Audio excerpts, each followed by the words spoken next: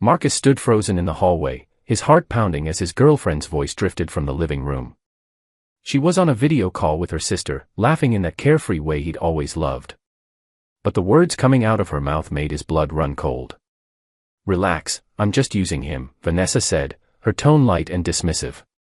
"I'd never marry a grease monkey." She had no idea Marcus was standing right behind her, close enough to hear every word. The next day, he canceled every subscription he'd been funding and served her eviction papers. When she called him screaming, he simply hung up and blocked her number. Marcus was 35 years old and ran a custom motorcycle restoration shop just outside Pittsburgh. His business brought 40 to 70-year-old bikes back from the dead. Harleys, Triumphs, BSAs, old Indian Chiefs. These were the kind of machines that collectors paid serious money for, the kind that had stories etched into every scratch and dent. The shop smelled like metal shavings and penetrating oil, a scent that had become as familiar to him as his own skin. 3 bays, 2 lifts, and walls covered in parts catalogs filled the space he'd built 8 years ago. He had 2 guys working for him. Tyler handled the metal work, his welding skills bordering on artistry. Blake took care of paint and chrome, transforming rusted frames into gleaming showpieces. A real restoration took about 8 months and cost what a decent car would cost, but when they were done, the customer had something that would outlive them. The business made good money. Marcus owned the building outright and drove a paid-off Frontier. Last year, the shop had cleared $240,000. One restoration could run anywhere from 30 to 60 grand depending on the bike and the work required.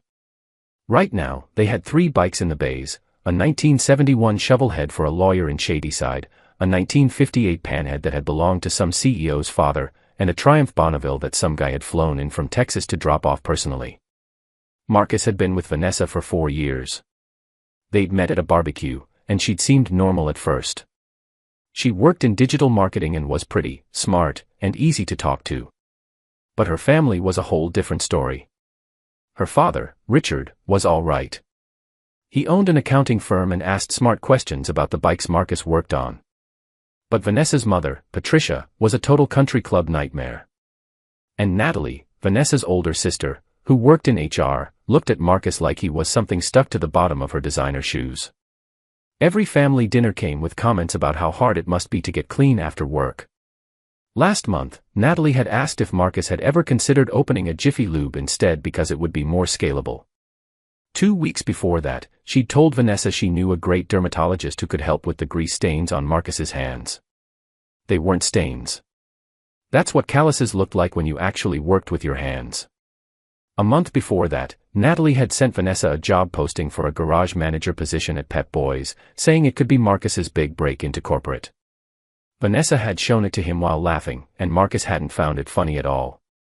Natalie also had this habit of pronouncing motorcycle like it was 2 separate words, as if she were talking to a toddler. But Vanessa had always defended him, talked up the shop, and showed her mother photos of the restorations. Marcus had thought they were solid, that they were building something real together. The apartment they lived in had Marcus's name on the lease. He covered most of the rent every month. He also paid for Vanessa's Canva subscription, Adobe Creative Cloud, gym membership, and Spotify Premium. About $230 a month. She'd said she needed Canva and Adobe for work projects because her company didn't provide software licenses. Marcus found out later that her company had enterprise accounts for everything. She'd been using his subscriptions to do freelance work on the side and pocketing the cash. 4 years of Sunday dinners. 4 years of Natalie's snide comments and Patricia's passive-aggressive questions about when Marcus was going to transition into something more stable. Then, last Sunday, he found out exactly what kind of relationship they really had. Sunday dinners at the Richard household had become routine over the years. Their place was in one of those gated neighborhoods where every driveway had an Infiniti or a Volvo parked in it. Big brick colonial house, perfectly landscaped yard, zero personality. Richard had always been decent to Marcus. He'd actually worked on cars in high school and had owned a 1970 Chevelle that he'd sold to pay for college. They'd talk about engines, compression ratios, bore and stroke. Richard was a normal guy who'd gotten stuck dealing with country club obligations he didn't even care about. Patricia was a different story entirely. She ran that house like it was her own personal kingdom. Everything had to be perfect. The napkins had to match the tablecloth. Dinner started at exactly 3 o'clock. If you showed up at 3:05, you'd hear about it for the rest of the evening. And every single time Marcus came over, Patricia would find some way to remind everyone that he worked with his hands for a living. Marcus, do you think you'll ever want to go back to school? It's never too late for a career change. Marcus, Natalie's friend Rachel is dating a lawyer. They just bought a house in Sewickley. Do you know where Sewickley is? Yeah, Patricia, Marcus knew where Sewickley was. It's where people with too much money and not enough problems lived. Natalie was worse.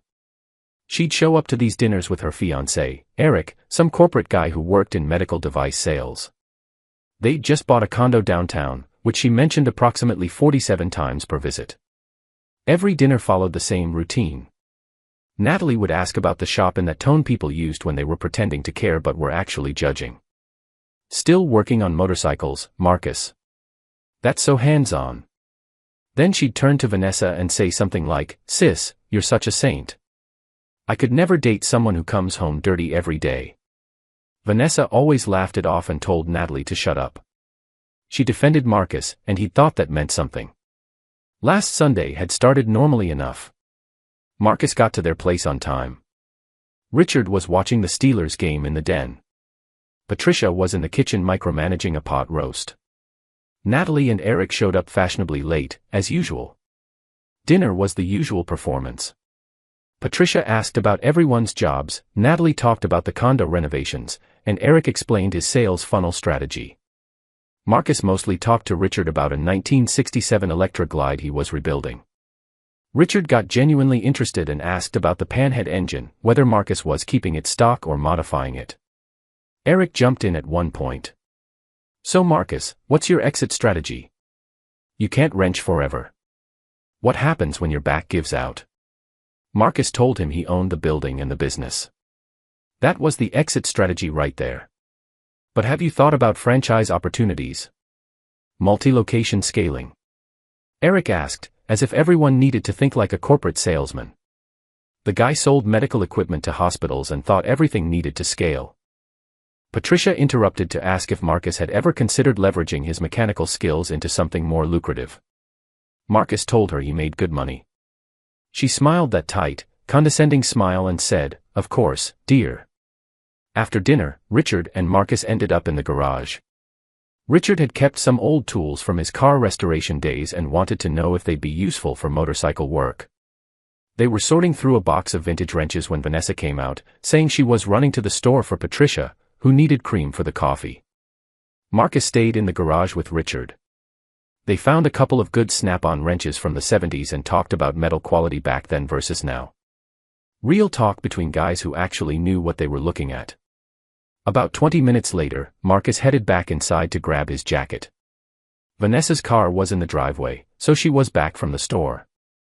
He walked through the kitchen and heard her voice coming from the living room. She was on the phone, and the TV was off. Patricia was somewhere upstairs. Marcus wasn't trying to eavesdrop. He was literally just walking through to get his jacket from the closet. Then he heard Natalie's voice on speakerphone. "So when are you finally going to trade up? You've been slumming it with the grease monkey for like 4 years now." Marcus stopped walking and stood there in the hallway, his heart suddenly pounding. Vanessa laughed. Actually laughed. "Oh my God, Natalie. I know. Mom keeps asking when I'm going to get serious about my future." Marcus's stomach dropped, but he didn't move. "He's cute and all, but come on," Natalie continued. "You work in corporate. You can't bring a mechanic to company events forever. What's he going to talk about? Spark plugs. Last month we had that director dinner, and I had to actually explain what he does because someone asked if he owned a shop.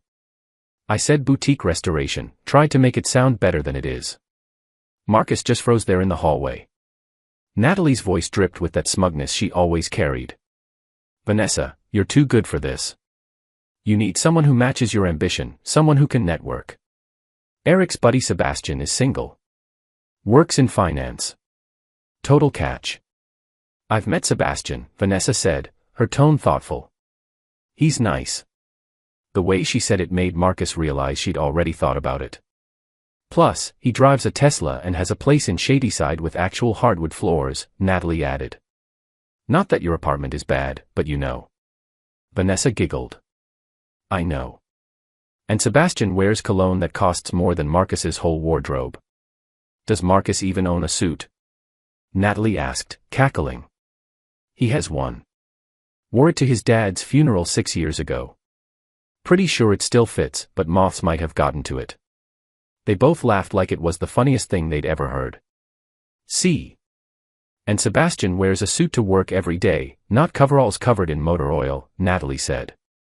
They both laughed again, and then Vanessa's voice dropped a little. Honestly, the only reason I'm still with Marcus is because the apartment situation is convenient. I pay barely anything in rent.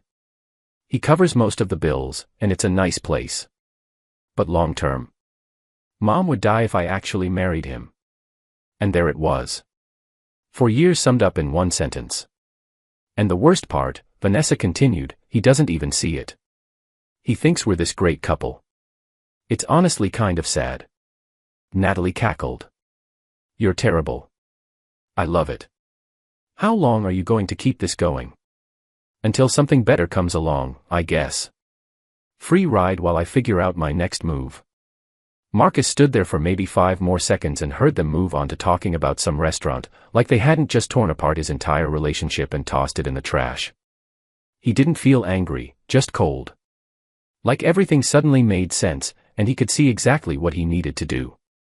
4 years. 4 years of Sunday dinners and family gatherings, and him thinking he was building something real. 4 years of Vanessa telling her family he was a good guy, that she loved him, that they were partners. Total lies. Marcus walked back through the kitchen and told Richard through the garage door that he had an emergency at the shop. Richard looked confused but nodded. Marcus got in his truck and drove away before anyone could ask questions. The whole drive home, he was figuring out exactly how to get out of this situation with maximum efficiency and minimum drama. Or maybe maximum drama. He hadn't decided yet. He got back to their apartment, sat on the couch, and started making a list of everything he needed to do. Because if Vanessa thought she was going to keep coasting on his dime while shopping for an upgrade, she was about to learn a hard lesson about consequences. Marcus pulled out his laptop. Vanessa wasn't back yet, probably still at her parents' house. He opened a blank document and started listing everything.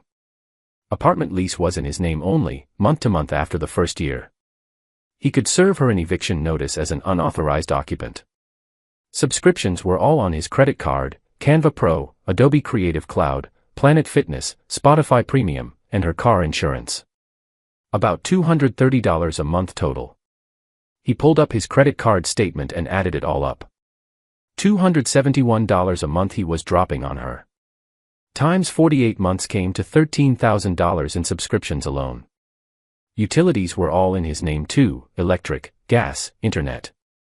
The furniture was all his except for her dresser and that ugly bench from HomeGoods. Marcus started with the subscriptions. He logged into his credit card account and canceled Canva, then Adobe, then Spotify. Planet Fitness required a phone call, which he noted to handle on Monday. Car insurance would stay active 1 more week, and then she was on her own. He changed all his passwords, email, bank accounts, Netflix, everything. He went through his phone and deleted every photo of them together. All their memories gone in a few minutes. Then he drafted an eviction notice, keeping it simple. 30 days to vacate. He printed 2 copies and looked up the exact legal language. Pennsylvania law was clear. She wasn't on the lease and had no tenant rights. Technically, he could have given her 0 notice, but 30 days made it ironclad. Around 7, Vanessa came home. Hey babe, where'd you disappear to? Everyone was worried. Had a client emergency. Old panhead started leaking, Marcus said evenly. She bought it. She curled up next to him on the couch, and he let her. No point tipping his hand yet. She scrolled through her phone while Marcus watched the game, probably texting Natalie. He went to bed early. Vanessa stayed up watching her shows, or trying to. Pretty sure Netflix wasn't working because he heard her cursing at the TV around 10 o'clock. Monday morning, Marcus got to the shop before 6. Tyler showed up around 7 and found him already deep in a 1972 shovelhead engine. "Boss, you all right?" Tyler asked. Marcus told him everything. Tyler listened without interrupting. "About time," Tyler said when Marcus finished.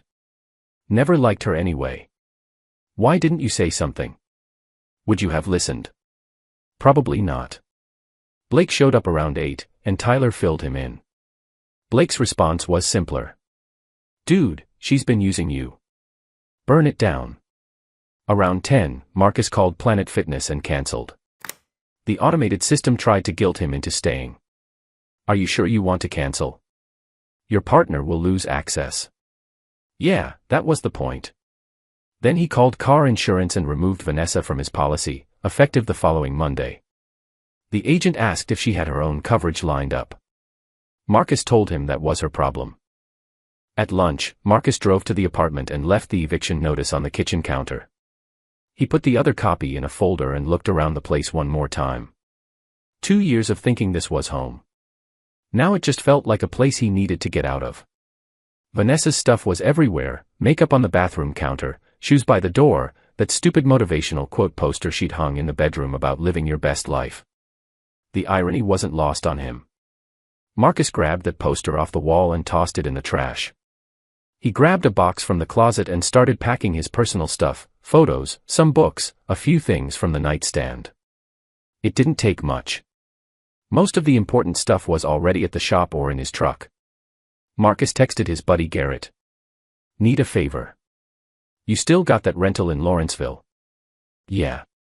"Why?" "Need a place ASAP. Willing to pay full rate." "What happened?" "Tell you over food." "Can I grab the key tonight?" "Say less." "Unit's empty." Garrett had been Marcus's friend since high school. They'd played football together and worked construction one summer. They'd stood up at each other's weddings before Garrett's divorce. If anyone was going to have his back without asking 20 questions first, it was Garrett. Vanessa texted around 2. "Hey, why isn't Netflix working?" "Probably an issue with the account," Marcus replied. "Make your own. Can't you just fix it?" "Busy." She called at 5. Marcus let it go to voicemail and listened to it later. More of the same. "Marcus, what's going on? Why are you being weird? Call me back."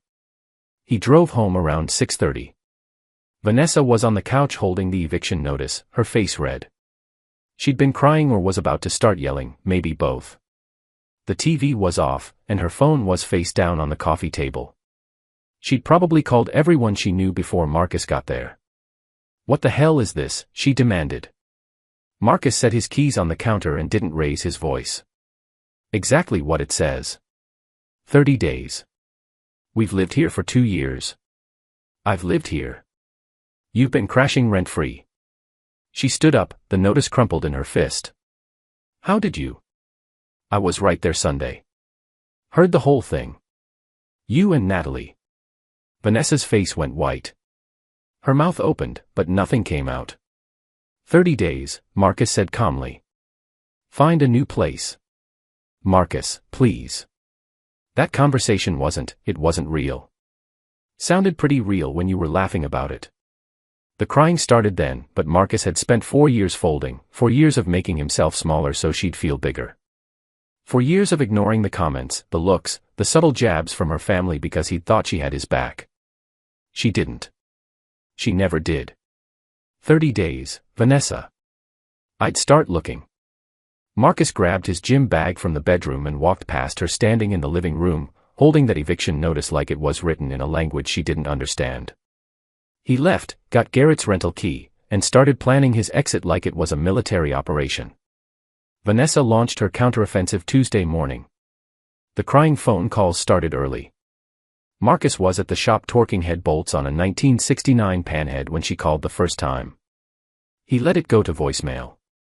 It was a 3-minute message about how they needed to talk, how this was all a misunderstanding. He ignored it. She called 6 times by 3 o'clock. Marcus blocked her number. She switched to texting from her work phone. "Marcus, please just talk to me. You can't throw away 4 years over one conversation. He replied once. 30 days. Start packing. Around 4 o'clock, Patricia called the shop. Tyler answered and put her on hold, then looked at Marcus. It's the mom. Tell her I'll call back. You gonna? Nope. Patricia left a voicemail with that edge in her voice she used when someone dared tell her no.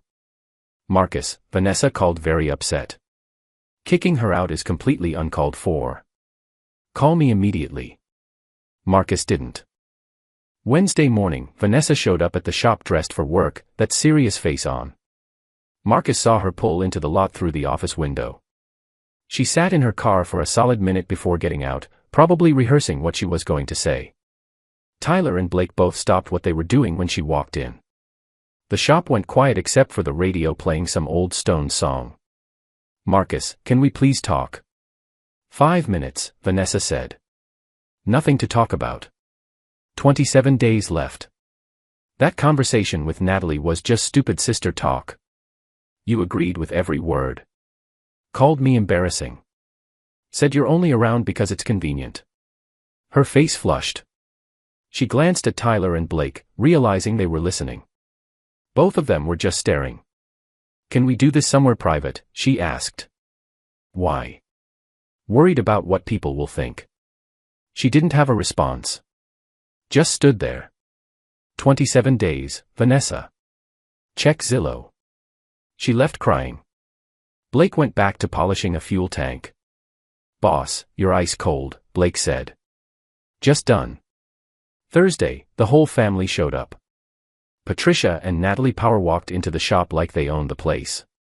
They came in through the bay door and walked right past the "Employees Only" sign. Natalie was wearing heels in a motorcycle shop. She stepped in a puddle of degreaser within 5 seconds and nearly ate it, catching herself on a workbench. Patricia didn't even notice and just kept marching forward. Marcus, we need to discuss this, Patricia said in her most authoritative tone. Nope, we don't. Excuse me. That tone, the one she used when the country club seated her at the wrong table. It's handled. Natalie jumped in. You're really throwing her out over one phone conversation. Over 4 years of being used. Marcus kept his hands busy, reassembling a carburetor. He didn't even look up. Patricia tried sympathy. Marcus, I'm sure Vanessa didn't mean. She was laughing. Said the only reason she stays is because it's convenient. Said you'd die if she married me. Patricia went pale. Natalie's face fell. She said that. Patricia whispered. On speaker. You were there, Natalie, Marcus said, finally looking up and making eye contact. You told her to trade up. Natalie stepped back. I didn't. I'm not good enough for your daughter, Marcus interrupted. You made that clear every Sunday. Turns out you were right. I deserve better. Dead silence. Tyler was grinning. Blake had his phone out. Patricia's face went red. How dare you? Every comment about my career, every reminder that I work with my hands. You've been telling me I'm beneath her since day one. We were just trying to help you improve yourself, Patricia said defensively. By telling me to open a Jiffy Lube. To fix the grease stains that are actually calluses. Natalie tried to step in. Vanessa loves you. She's just confused right now. She loves my apartment and my credit card. 27 days, then she can go be confused somewhere else. They left, got in Patricia's Buick, and drove off without another word.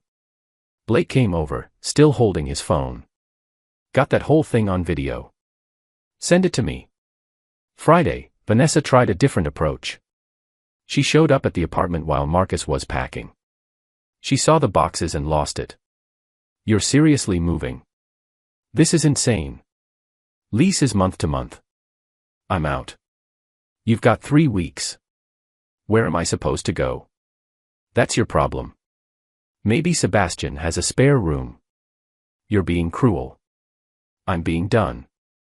You wanted to trade up. Go trade up. She tried to hug him, but Marcus stepped back. Don't. I made a mistake. I'm sorry. You made a 4-year mistake. You're only sorry because you got caught. Marcus finished packing, loaded his truck, and left her standing in an empty apartment trying to figure out how it all fell apart. Tyler texted that night. Heard the sister came by. Wish I'd seen it. It was beautiful. Patricia couldn't even form sentences. Good. The next 2 weeks were comedy gold. Vanessa started showing up at places she knew Marcus would be until Tyler told her he'd call the cops for trespassing. Her social media became a disaster with vague posts about how quickly people throw away years of love. The mutual friends picked sides, and most picked Marcus's once they heard the actual story. Vanessa tried spinning different versions, but the friends compared notes. Word spread fast, and Vanessa's narrative fell apart. Natalie posted on Facebook about how real love means forgiveness. Someone asked what she was talking about, and she explained that her sister's boyfriend was being cruel. Garrett's girlfriend Maya torched her in the replies and posted the whole story. Natalie deleted the post within an hour, but screenshots live forever. Vanessa's college roommate messaged Marcus asking if the story was true. He sent her the video of Patricia and Natalie at the shop. She replied with, "Holy crap, you dodged a nuke." Then she posted it in their group chat. Vanessa got kicked out of the chat within 20 minutes. Around this time, Marcus met Isabel. She came into the shop looking for someone to restore a 1981 Honda CB900 her grandfather had left her. She worked as a tattoo artist at a shop in Lawrenceville and showed up in ripped jeans and a tank top with ink covering both arms. She had grease under her own fingernails from trying to fix the bike herself. She wheeled the bike in on a dolly. The thing was rough: seized engine, rusted tank, cracked seat. Full disclosure, I tried to rebuild the carbs and definitely made it worse, she said with a sheepish grin. She had this way of talking that was just straight up and honest, no nonsense. Marcus liked it immediately. They talked bikes for 20 minutes. Isabel knew what the bike had meant to her grandfather, and she wanted to actually ride it, not just have it sit as a monument. Her hands had fresh scrapes from working on it. She asked smart questions and wanted to understand the work. When Marcus explained the teardown process, she pulled out a notebook and started taking notes. They scheduled the work, and Isabel left her number for updates. Blake elbowed Marcus after she left. "Dude, she's into you. She's a client. She's single and she actually knows what a carburetor is. Come on." Fair point. Marcus texted Isabel that evening about the bike. She texted back asking if he wanted to grab food and talk about the restoration timeline. He said yes. They met Thursday night and talked about her grandfather's bike, Marcus's shop, and her job. She'd been tattooing for 6 years and had insane stories. She'd had a guy last week who wanted his ex-girlfriend's name covered up with a portrait of his new girlfriend. They'd been dating 3 days. Marcus told her about ridiculous custom requests, including the woman who wanted her deceased husband's ashes mixed into the paint of his old Harley. "Did you do it?" Isabel asked, eyes wide. "Yeah. Painted the tank deep metallic blue with his ashes in the clear coat." She cried when she saw it. Isabel got quiet. "That's really cool. You do work that matters." They talked until the restaurant closed, just enjoying the conversation. Meanwhile, Vanessa's move-out deadline was days away. She'd found an apartment in Shadyside with 2 roommates, a definite downgrade, but that's what happened when you burn bridges. Saturday before her deadline, she showed up at the rental completely wrecked. "I signed the lease. Happy now." "Ecstatic. Rent is $1,200 plus utilities. I was paying you $600. You were paying $600 when you remembered to. And I paid everything else. I can't believe you're doing this. You did this to yourself." Marcus left, and that was the last time he saw that apartment. That night, Garrett threw a gathering. Close friends, food, good times. Isabel came and fit right in with everyone. Garrett pulled Marcus aside. "Bro, I like this one. She's normal. It's been 3 weeks. Vanessa sucked. This girl seems cool." He wasn't wrong. The subscription cancellations hit Vanessa hard. Turns out she'd been using Marcus's subscriptions for her actual job, and her productivity tanked. She had 3 client presentations that week, and all of them needed graphics she'd normally make in Canva or Photoshop. She couldn't access either.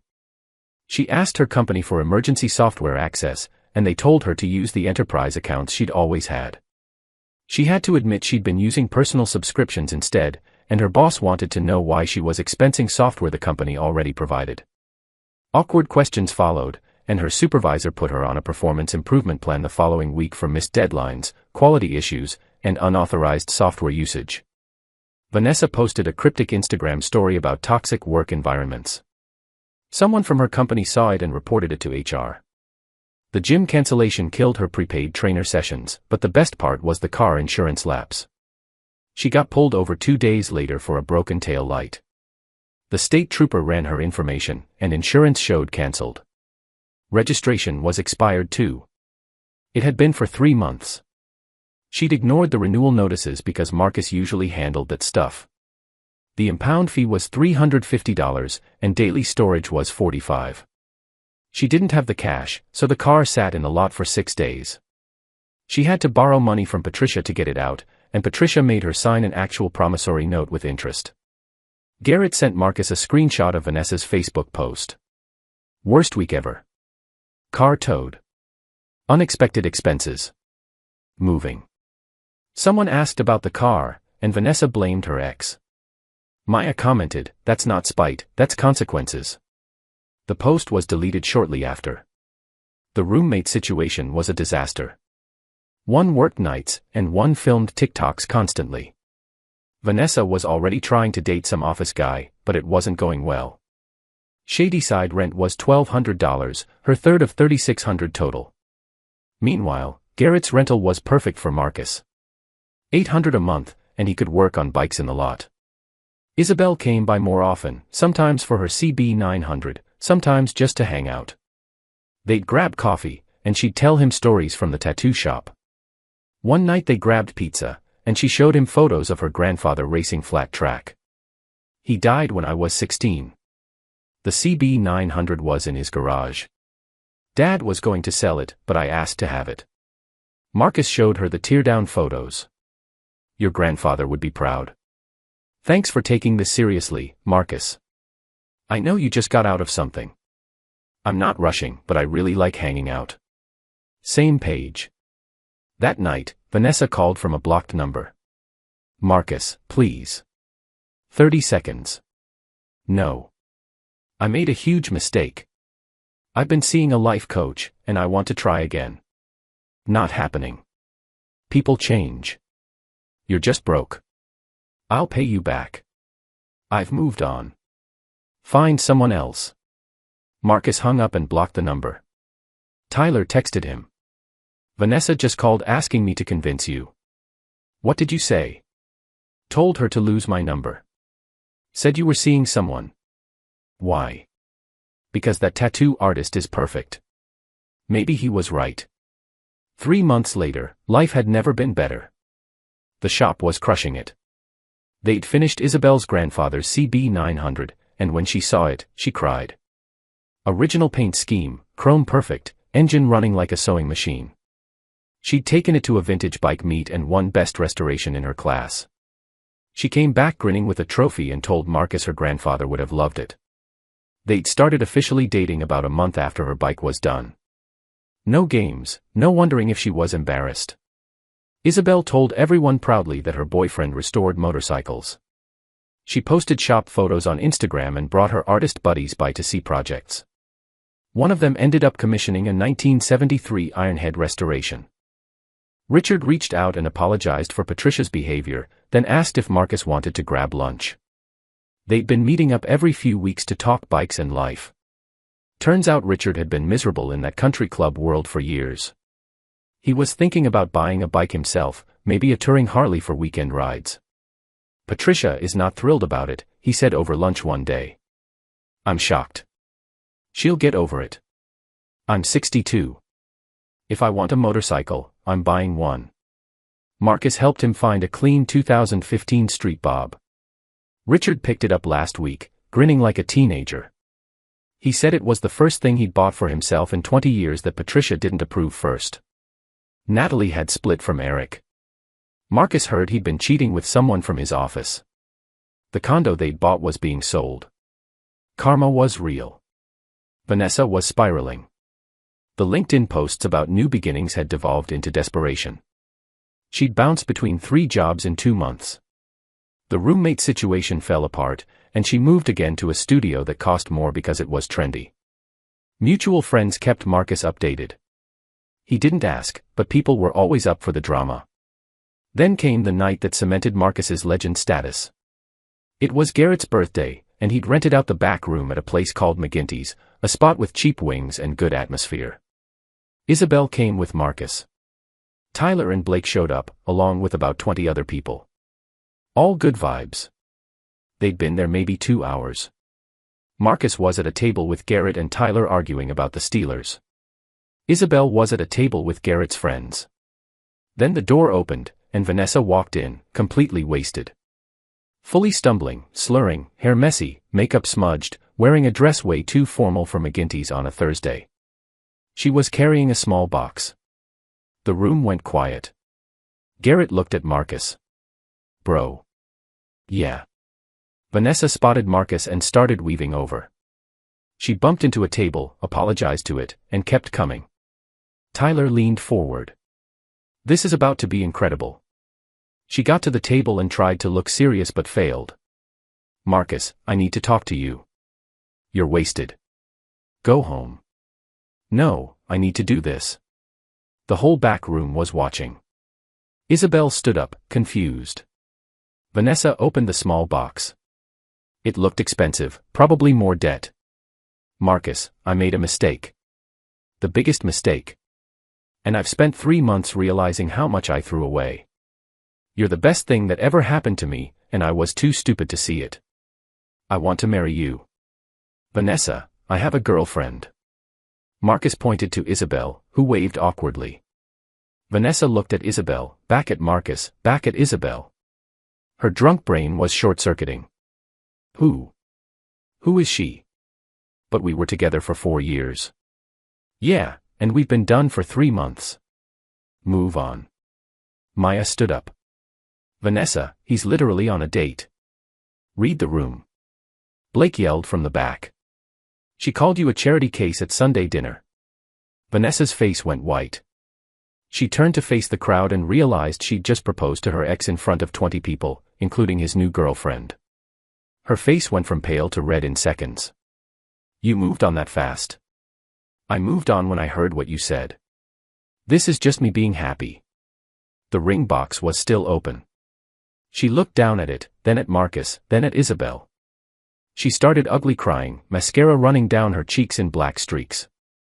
She couldn't catch her breath, and the whole room could hear her gasping. This isn't fair. You were supposed to wait. Tyler didn't miss a beat. Wait for what? You to finish shopping. A few people laughed, not just their group. Random people in the room were watching. Vanessa crumbled. Her shoulders shook.